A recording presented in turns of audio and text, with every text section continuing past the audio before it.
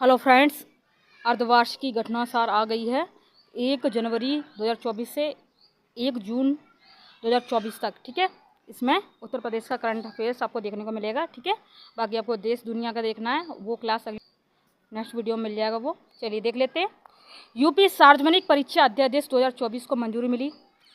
प्रदेश में प्रतियोगी परीक्षा का पेपर लीक कराने वाले को अब 2 साल से लेकर आजीवन कारावास तक की सजा भुगतनी होगी। 1 करोड़ रुपए भी जुर्माना देना होगा।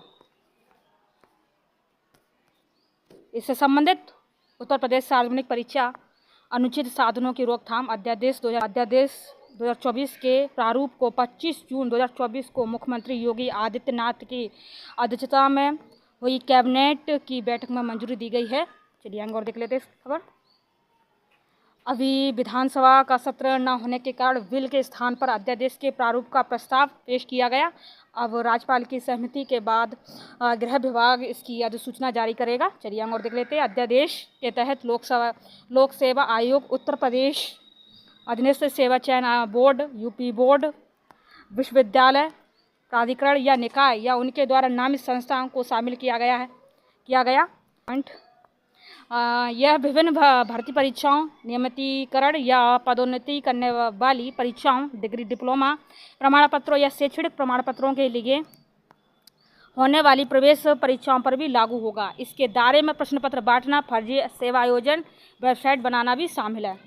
चलिए, परीक्षा प्रभावित होने पर परीक्षा में आने वाले वित्तीय भार को सॉल्वर गिरोह से वसूला जाएगा।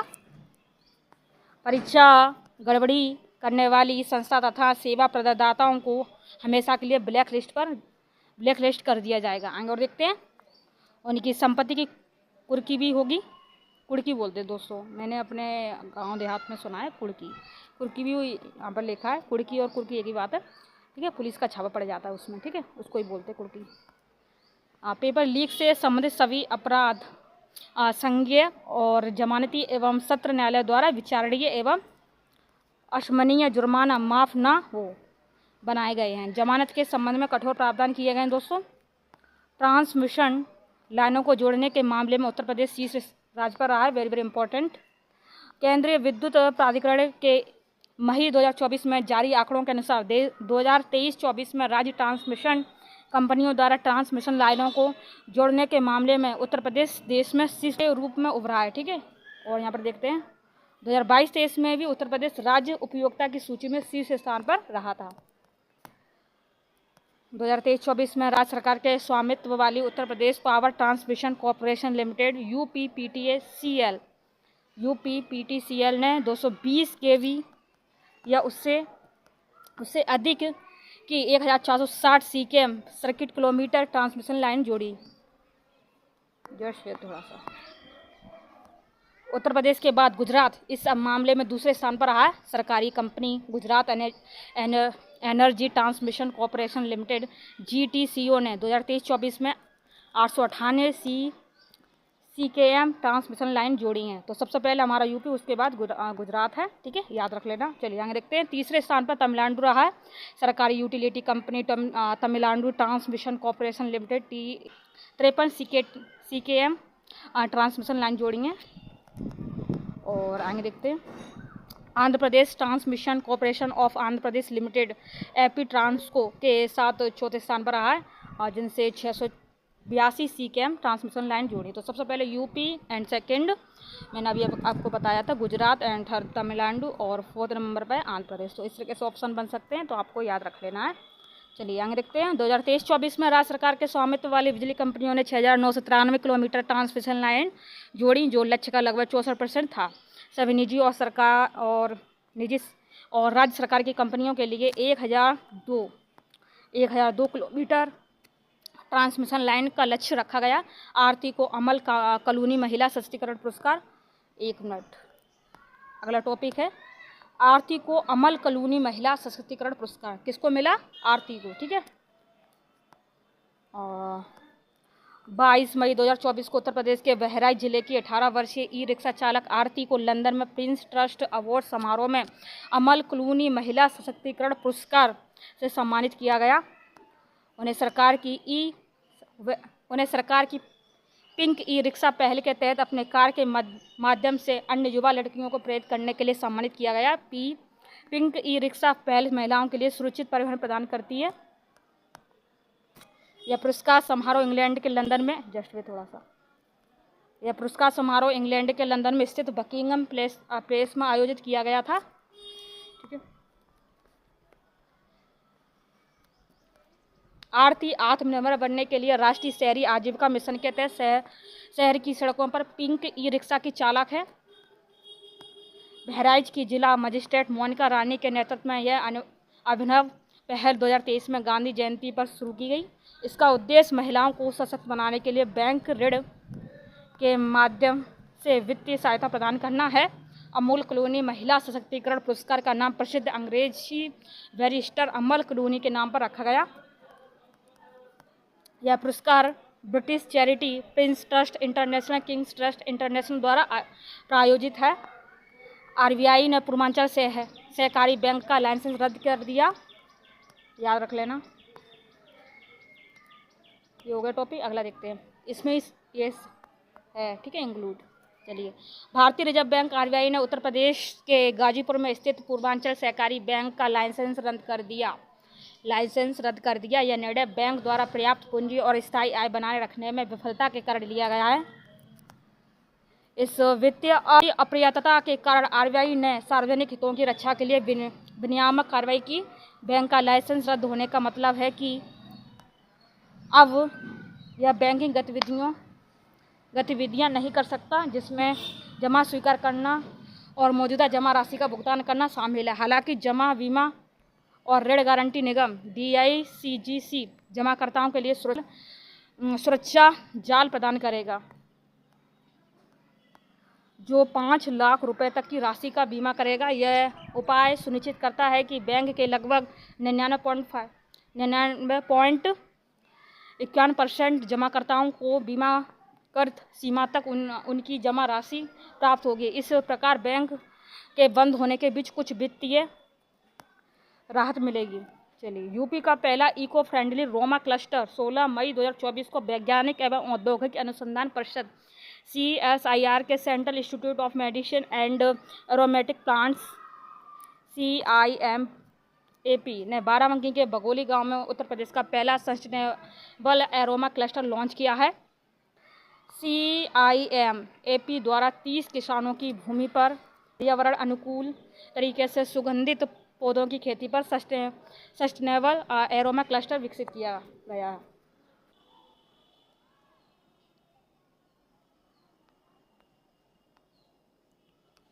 यह क्लस्टर कृषि में टिकाऊ प्रथाओं के उपयोग का एक उदाहरण स्थापित करेगा और देश को शून्य कार्बन उत्सर्जन लक्ष्य प्राप्त करने में मदद करेगा। CIMAP ने क्लस्टर में उच्च उपज देने वाली पुदीना की किस्म लगाई है। यह पौधों के कीटों और बीमारियों सहित जैविक तनाव के प्रति प्रतिरोधी है। यह क्लस्टर संपूर्ण राज्य में किसानों के लिए एक मॉडल के रूप में कार्य करेगा। इस अवसर पर पुदीने का तेल निकालने के लिए सौर ऊर्जा से चलने वाली इकाइयों का भी उद्घाटन किया गया दोस्तों। ठीक है, चलिए आगे और देख लेते हैं। जस्ट पे थोड़ा सा। उत्तर प्रदेश के 6 नए उत्पादों को GI टैग अप्रैल 2024 में राज्य के छह नए उत्पादों को GI टैग मिलने के साथ उत्तर प्रदेश ने भारत में सबसे अधिक GI टैग उत्पाद प्राप्त करने वाले राज्य के रूप में अपना शीर्ष स्थान बनाए रखा है। तो 6 मिल गए नए, ठीक है, और अब हो गया नंबर 1 पर हमारा यूपी। ठीक है, चलिए आगे देखते हैं। और इस प्रकार वर्तमान में उत्तर प्रदेश के कुल 75 उत्पादों को GI टैग मिल चुका है। वहीं 58 GI टैग प्राप्त उत्पादों के साथ तमिलनाडु दूसरे स्थान पर पहुंच गया है। ठीक है, तमिलनाडु दूसरे स्थान पर, यूपी फर्स्ट स्थान पर आ गया है। चलिए आगे और देख लेते हैं।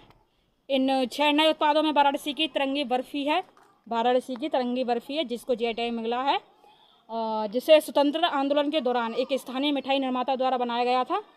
उस वक्त जब अंग्रेजी हुकूमत ने देश में तिरंगा लेकर चलने पर रोक लगा रखी थी। GI टैग एक ऐसा नाम है या चिन्ह है जो किसी विशिष्ट भौगोलिक स्थान या मूल से संबंधित है। इसकी अवधि 10 वर्षों के लिए होती है। ठीक है, याद रख लेना, 10 वर्षों के लिए होती है, मैंने यहाँ पर बताया। और वस्तुओं का भौगोलिक संकेतक पंजीकरण एवं संरक्षण अधिनियम 1999 भारत में GI के पंजीकरण और संरक्षण को नियंत्रित करता है। वाणिज्य एवं उद्योग मंत्रालय के उद्योग संवर्धन एवं आंतरिक व्यापार विभाग DPIIT का एक प्रभाग भौगोलिक संकेतक रजिस्ट्री GI टैग प्रदान करता है। चलिए एक बार देख लेते हैं पूरा। उत्तर प्रदेश को प्राप्त 6 GI टैग कौन कौन से, देखिए सबसे पहले मैंने अभी बता दिया था तिरंगी बर्फी जिला वाराणसी, ठीक है। मेटल कास्टिंग क्राफ्ट वाराणसी, ठीक है, 2 गया। थारू कढ़ाई को GI टैग मिला है जो कि लखीमपुर खीरी, ठीक है। बेंत और बांस शिल्प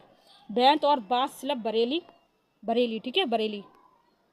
जरदोजी शिल्प बरेली। और 1 minute, head block print textile Pilkhuwa Hapur को, ठीक है। तो एक बार आप इसका स्क्रीनशॉट ले सकते हैं दोस्तों, ठीक है। तिरंगी barfi Varanasi, metal casting craft Varanasi, Tharu कढ़ाई लखीमपुर खीरी, बेतल और बांस शिल्प बरेली, जरदोजी शिल्प Bareilly, hand block print textile Pilkhuwa Hapur. ये हो गया कंप्लीट। इधर देखते हैं। नईमा खातून AMU की पहली महिला कुलपति बन गई हैं। नईमा खातून AMU की पहली महिला कुलपति। हाल ही में नईमा खातून को अलीगढ़ मुस्लिम विश्वविद्यालय AMU की पहली महिला कुलपति के रूप में नियुक्त किया है। चलिए आगे देख लेते हैं। विश्वविद्यालय के विजिटर के रूप में कार्यरत राष्ट्रपति द्रौपदी मुर्मू द्वारा उनके नाम को मंजूरी दिए जाने के बाद शिक्षा मंत्रालय ने प्रोफेसर खातून की नियुक्ति के लिए अधिसूचना जारी की है। प्रोफेसर खातून को कार्यभार ग्रहण करने की तारीख से 5 वर्ष की अवधि या 70 वर्ष की आयु प्राप्त करने तक जो भी पहले हो के लिए कुलपति के रूप में नियुक्त किया गया है। AMU को वर्ष 1877 में सर सैयद अहमद खां द्वारा मोहम्मडन एग्लो ओरिएंटल कॉलेज के रूप में स्थापित किया गया था। वाराणसी में 7वीं ISARC स्टार्स समन्वय समिति की बैठक 28 मार्च 2024 को वाराणसी में स्थित अंतर्राष्ट्रीय चावल अनुसंधान संस्थान IRI दक्षिण एशिया क्षेत्रीय केंद्र ISARC में 7वीं ISARC समन्वय समिति की बैठक आयोजित की गई, ठीक है। बैठक में भारत, बांग्लादेश, श्रीलंका और नेपाल के वरिष्ठ कृषि अधिकारी शामिल हुए। बैठक की अध्यक्षता अंतर्राष्ट्रीय चावल अनुसंधान संस्थान IRI, ठीक है, IRI के अंतरिम महानिदेशक अजय कोहली द्वारा की गई। इम्पोर्टेंट हो जाता है एग्जाम के पॉइंट ऑफ व्यू से। चलिए आगे देख लेते हैं। बैठक में इस बात को रेखांकित किया गया कि IRI दक्षिण एशिया क्षेत्र में चावल आधारित कृषि खाद्य प्रणाली को बदलने से संबंधित सभी अनुसंधानों के लिए एक साक्ष्य आधारित अनुसंधान केंद्र के रूप में उभर रहा है। आगे देखते हैं। बैठक के दौरान वर्ष 2024 में कम मीथेन उत्सर्जन वाली चावल की किस्मों के विकास और प्रीमियम गुणवत्ता वाले पौष्टिक चावल की उत्पादकता बढ़ाने पर ध्यान केंद्रित किया गया। लक्ष्यों को प्राप्त करने के लिए ISARC सीधी बुवाई वाले चावल DCR और वैकल्पिक गीले तथा सुखाने AWD जैसे सर्वोत्तम कृषि विज्ञान एवं प्रबंधन प्रथाओं के प्रसार पर कार्य कर रहा है।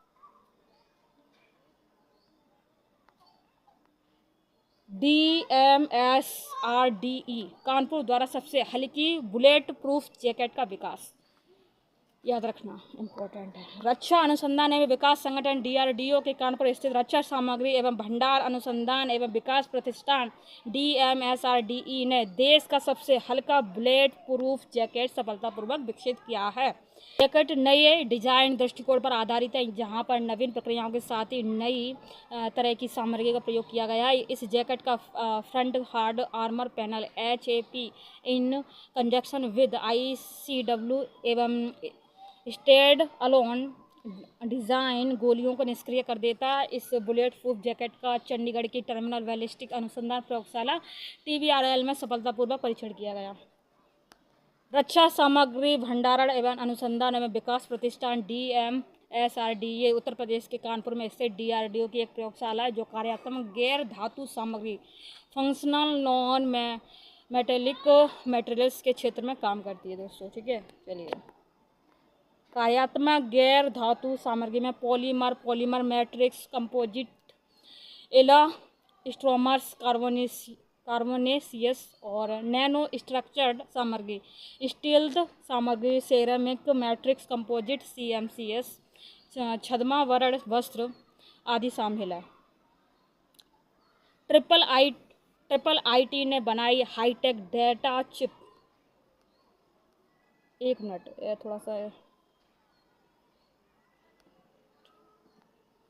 ट्रिपल आईटी ने बनाई hi tech data chip. Uttar Pradesh के प्रयागराज स्थित संस्थान ट्रिपल आईआईटी के वैज्ञानिकों ने गोपनीय डेटा की सुरक्षा हेतु एक आधुनिक डेटा चिप तैयार किया है। इस आधुनिक चिप को आईटी के इलेक्ट्रॉनिक्स एंड कम्युनिकेशन विभाग के प्रोफेसर मनीष गोस्वामी ने तैयार किया। चिप का सफल परीक्षण किया जा चुका है।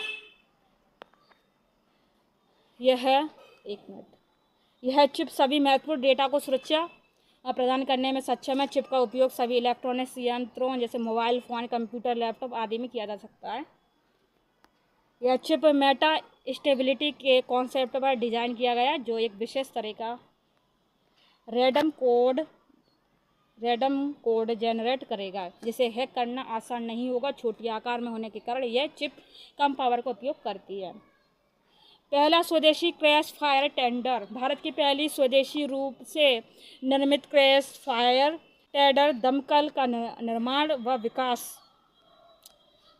विकास भारतीय MSME फर्म नोएडा द्वारा किया गया है। इसे निर्मित करने के बाद भारतीय वायुसेना को इसकी डिलीवरी की गई है। इसके निर्माण के लिए भारतीय वायुसेना ने नोएडा की MSME का फर्म को 291 करोड़ रुपए टेंडर दिया था।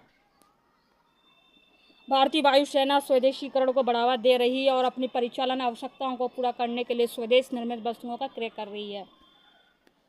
प्रोजेक्ट प्रवीण के तहत कौशल प्रशिक्षण। उत्तर प्रदेश सरकार ने प्रोजेक्ट प्रवीण के तहत राज्य में 61,000 से अधिक छात्रों को कौशल प्रशिक्षण प्रदान किया। इस योजना के अंतर्गत युवाओं को रोजगार बाजार हेतु तैयार करने के लिए मुफ्त कौशल प्रशिक्षण और आधुनिक पाठ्यक्रम प्रदान किया जा रहा है। इस परियोजना के माध्यम से राज्य के उच्चतर माध्यमिक विद्यालय के 6 से 12 वर्ष तक के छात्रों को प्रशिक्षण प्रदान किया जाएगा। योजना के अंतर्गत छात्र अपने नियमित अध्ययन के साथ IT क्षेत्र, इलेक्ट्रॉनिक्स, सौंदर्य, स्वास्थ्य सेवा, परिवहन और लेखांकन जैसे क्षेत्र में निःशुल्क प्रशिक्षण प्राप्त कर सकेंगे। प्रोजेक्ट प्रवीण माध्यमिक शिक्षा और उत्तर प्रदेश कौशल विकास मिशन के बीच एक समझौता ज्ञापन के तहत संचालित किया जा रहा है। परियोजना का उद्देश्य राज्य की शिक्षा प्रणाली और पाठ्यक्रम में सुधार करना। परियोजना को वर्ष 2030 में पायलट प्रोजेक्ट के रूप में शुरू किया गया था। वर्ष 2024 में इस परियोजना के लिए 150 सरकारी माध्यमिक विद्यालयों के 20,582 छात्रों को प्रशिक्षण प्रदान किया गया। इसके अतिरिक्त